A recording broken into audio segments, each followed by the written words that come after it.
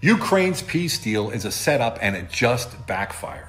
So Ukraine and the US just agreed on a so-called peace deal in Riyadh, a temporary 30-day ceasefire to show they're committed to peace. Sounds good, right? Well, let's break it down, shall we? What's the real game behind the ceasefire?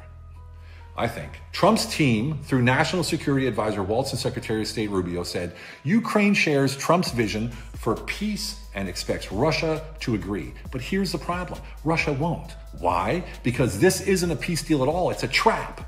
30 days sounds short, but for Ukraine, it's critical to regroup, rearm, and reinforce defenses. For Russia, a ceasefire is useless because the Ukrainian front's already collapsing. A pause only benefits one side. And Trump knows this. That's why, before Russia could even respond, he restarted U.S. military aid and lifted the intelligence ban.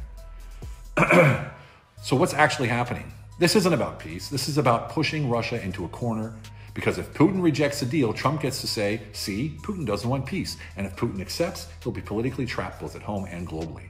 It's a classic ultimatum. And Ukraine, they were just the messenger. And here's where it gets worse. The night before these peace talks, Ukraine launched its largest drone attack on Russian cities, including Moscow. Over 300 drones. Some broke through air defenses, hitting apartment buildings, parking lots, and other civilian areas, which are far from military targets. So many innocent people were killed and injured. And this happened while the OSCE Secretary General was in Moscow for talks on restarting diplomatic relations between Russia and Europe. You really think that's a coincidence?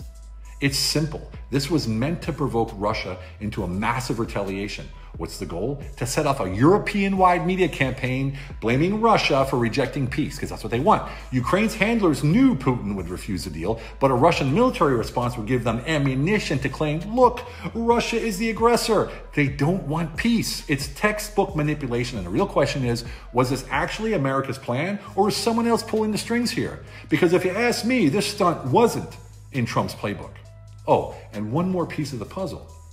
At the exact same time as this drone attack, a Ukrainian drone hit a monitoring station on the Druzhba pipeline, temporarily stopping oil shipments to Hungary and Slovakia, who were the two countries in the EU against the war continuing.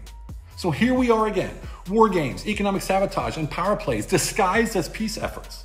If you think this is about Ukraine's survival, wake up. This is about forcing Russia into a reaction that justifies more escalation, and the only ones paying the price are the civilians caught in the crossfire. Putin's left with no choice but to respond. The only question is now, how hard? Because the people behind this attack don't want peace. They want chaos. They want this to spiral, and they want to drag the US and Europe deeper into it. And now, Russia's next move could change everything. So share this. Let people see the real game being played behind the scenes. Przypominamy, że na naszym kanale nie ma płatnych reklam i jeżeli uważasz, że robimy coś wartościowego, to możesz wesprzeć naszą pracę poprzez datek dowolnej wartości. Możesz też nas wspomóc, odwiedzając sklep partnerski Killuminati, który oferuje odzież, literaturę dla wszystkich przebudzonych. Jest to świetna forma wyjścia z przekazem poza internet. Linki znajdziesz pod filmem. Pozdrawiamy, Killuminati Team. Dodaj łapkę w górę i subskrybuj nasz kanał. Pozdrawiamy, Killuminati Team.